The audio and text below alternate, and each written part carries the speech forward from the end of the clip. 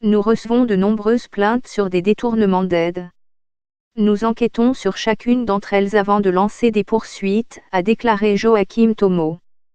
Le porte-parole du bureau du procureur de la province de Sofala, dans le centre du pays, a dit à la presse que ces détournements sont un crime qu'il faut punir. Selon lui, 3 personnes ont déjà été arrêtées sur ordonnance du parquet.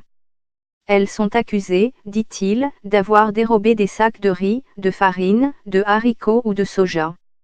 Les inondations font 66 morts au Mozambique. Les vaccins contre le choléra arrivent au Mozambique. Augusto Meta, le directeur de l'Institut mozambicain de gestion des situations d'urgence, INGC, a démenti toute implication de son personnel dans les détournements d'aide, arguant qu'aucun de ses employés n'a été inculpé. Interrogé par l'agence France Presse, il a plutôt pointé du doigt les volontaires qui travaillent avec l'INGC.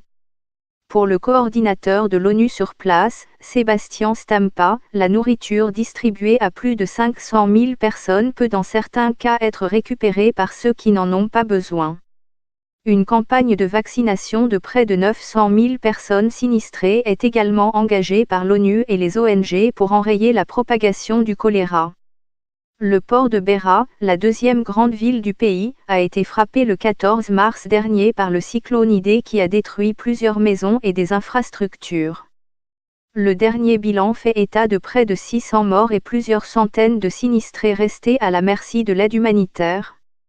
L'ONU avait lancé un appel aux dons de 251 millions d'euros pour financer l'assistance d'urgence pour les 3 prochains mois.